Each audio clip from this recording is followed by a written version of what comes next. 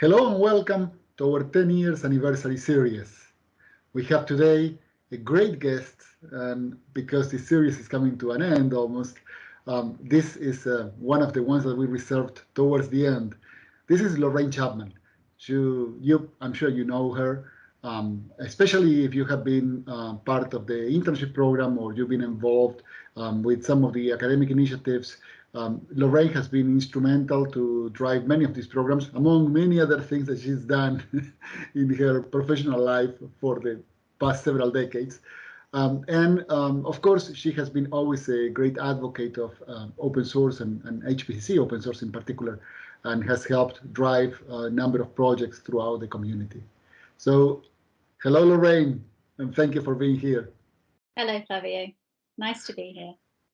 So, Lorraine, can we go a little bit back the memory lane and start remembering how we started the internship program, or how you started the internship program, really? Well, it was both of us, really, wasn't it? So it started with us having not long since gone open source and thinking that we would get involved with Google Summer of Code, right? That's how it started. So we finally got accepted onto the program, and I think we were slightly disappointed to only get 2 slots, because we really thought that we could do quite a bit more than that. So really, we had a look at the number of students we had, and some of those had not been accepted onto the program. So we decided we would offer them an internship with us. At the time, we didn't really know what to call it. We toyed with the idea of calling it Flavio's Summer of Code. Do you remember? I remember that. Yeah, that would have been a bad idea. But anyway, that was really how it started. So we had a couple of students from GSOC, and then we had a couple of students that joined us just as a bit of a test bed for us to see how an intern program might work. And that was how it began. And now that this brings so many memories. So now that you said that, I remember that we loosely modeled our internship program based on Google Summer of Code, including the idea that this shouldn't be a traditional internship program where you essentially get a person and then define what that person will do. This would go the other way, where we have a number of interesting areas to work, and we ask those people to provide a proposal on how they see themselves fit in the program and how they can go about solving a problem or researching on a topic or delivering documentation or whatever it is that they are doing. Putting the responsibility on the intern rather than on the manager or mentor for that. And also the fact that we decided to make a strong push to ensure that mentors would have enough time to dedicate to students, mandating that they should spend at least, 10 hours a week or so working on just mentoring those students. My opinion is that all of those ideas, which in some way came out of this original attempt at participating and eventually modeling the internship program based on the Google Summer of Code, have been quite successful. What's your experience, Lorraine, and what you have heard from people that participate in the program, both sides, of mentors and students? Well, it's certainly a model that works well for us and has been very successful over the years. The idea of the proposal brings with it so many benefits on both sides. So for us, it allows us, whoever has suggested the project, which originally the projects come from the development team or other people in the company who make suggestions for features, enhancements, pieces of research that they would like to get completed, but maybe they just can't get to them. And it's a really nice model for making sure that we get some of those extra things done that otherwise might not get done at all, or we might remember we want to do them in a couple of years' time when some other priorities have been ticked off. So they become real and effective contributions to our open source project and also to our users, our community users, because they also, don't forget, get the benefit from any of the work that we do on our open source project, whether it's our own developers or via the intern program. From the intern perspective, it works really well. I think for some it's a blessing or a curse. I think some of them, if they're thinking that they want to just kind of like join and just bed in and kind of, you know, maybe just help out and do some stuff, it doesn't really work that way. And maybe it's an intern program that's not for that kind of person. But if you're the sort of student who really wants to get your teeth into a project, you don't want any of that sort of vagueness. When you've only got your 12 weeks to run an intern program, but you want to achieve something worthwhile. So if you've looked at a project list and you've chosen a project, it's going to be in an area that you're interested in, really fired up about. If you're fired up about it, we all know, you know, you work better if you're working on something that you're fired up about. You also know what you're going to be doing from day one because you've had a say in the proposal. Our proposals, they have to have a timeline in there for each week. I mean, obviously, you know, research and development projects can change the minute you start working on them, and that's fine. We expect that to happen, and we don't expect the students to have all the answers. That's why we have mentors walk the walk with them during the 12 weeks so that they've got support there. But it means they know what they're doing. It means they've got a very kind of tangible piece of work that they've got their hands on, that they've worked through. When they get to the end of their project, they have a deliverable or a number of deliverables that then go into the project, and they can feel really good about the fact that they started our program feeling very insecure, feeling like they didn't know much, not really quite showing how it was going to go, and then getting to the end and having had that experience where they've created something really, really positive. So I think it works really, really well on both sides, particularly for people who want that kind of experience. And as you know, it's not just the students who join us that have had experiences before or are far on in their academic study. Either they've completed an undergraduate course and they're doing a master's or a PhD. It works for our high school students. In fact, it works really, really well for the high school students. Yeah.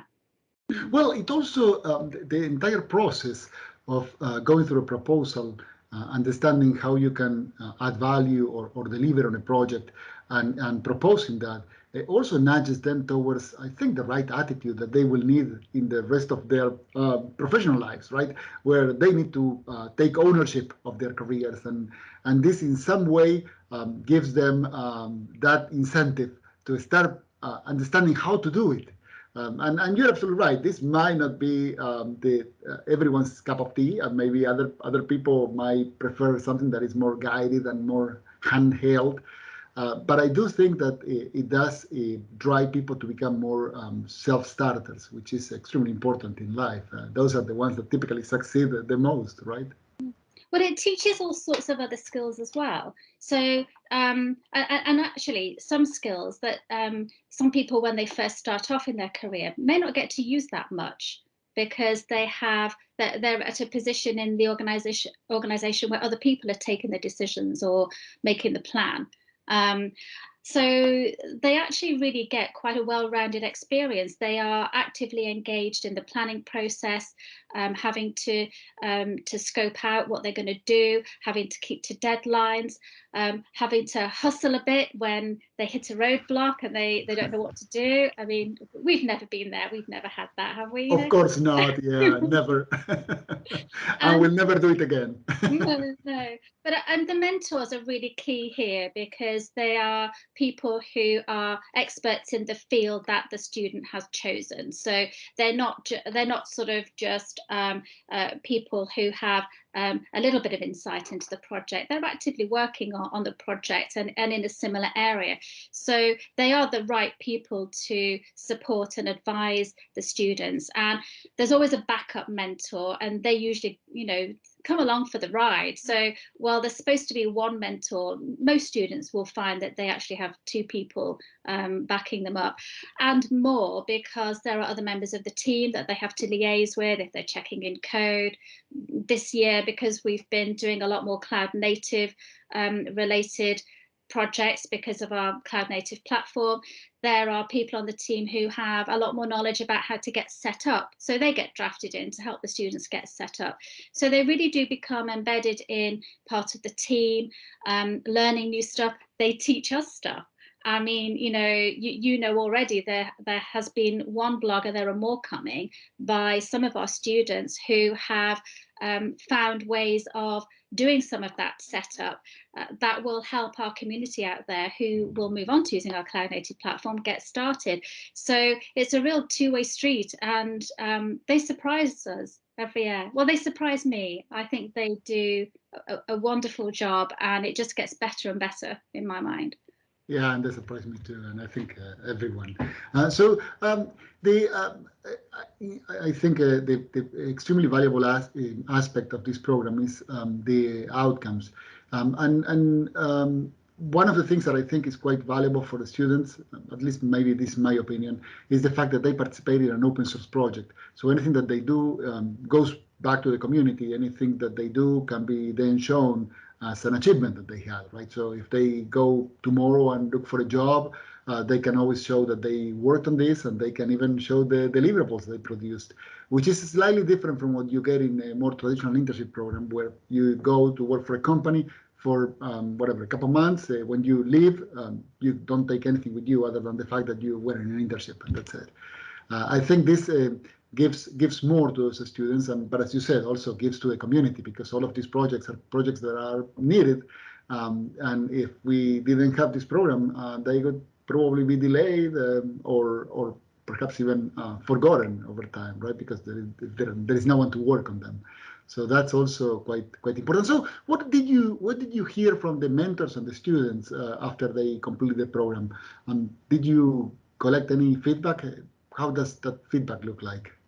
Yeah, I do. So there are two evaluations that happen during the internships. There's one in the middle, which is in fact, actually, if I think about it, because I've just been reading a little bit more about agile development lately, the students and the way that the internship works, it actually really follows that model. So they get this sort of like 6-week check-in point, which could be considered to be like an agile sprint, if you like. So they work on some stuff, and they've got to get to a certain point, and they have a midterm check-in point where they're supposed to have got to a certain point. And then there's another one 6 weeks later at the end, when they're coming to the checking in of their code, and they're writing maybe tests or documentation, or what other requirements there may be as part of their project. And at the second one, I do ask questions in more detail about, how's it gone? What's your experience been like? Would you recommend the program to other people? Would you come back? Would you think about working with LexisNexis Risk Solutions Groups? That's what I ask the students. And yeah, I mean, it's all positive feedback. There are definitely students at the high school level who say they would certainly look at coming back. We have had students at all levels who've come back. Robert Kennedy, who's judging our poster contest this year, he came back 3 times running. And Lily Zhu, who now works on the team, she came back 3 years running. So we have quite a bit of returning students who really like the experience, really like working on the team. I have mentors who come back every year. I have a few mentors who they don't necessarily mentor one student, but they dabble across several, so that they can be involved, because maybe there are a number of projects in their area, and they just they want to see what's going on and keep an eye on things. I ask the mentors the same questions. They have an evaluation, and I ask them, how did it go? How much time did it take? Did it take you more than you thought, less than you thought? About right? I don't think I had any mentors tell me it took them more time than they thought. So it sort of makes me feel like over the years we've got the balance right by working on it. And yeah, I mean, again, I haven't had anyone say they wouldn't come back and mentor again. So we do try to just make it as inclusive and as fun as possible. I mean, obviously, there's a serious undercurrent of there are things to be achieved. But I do want everyone to have a nice time, particularly the students. So we do try and make that happen. We get them involved in the community. That if you go to hpccsystems.com and look in our blog, you'll see, particularly if you look under my name, or if you search for under the interns tag, then you'll see lots of blogs there from work that interns have done. There are more coming. I've got a good half dozen up my sleeve from this year's, and there should be some more. So you see those, and they do have to do a presentation.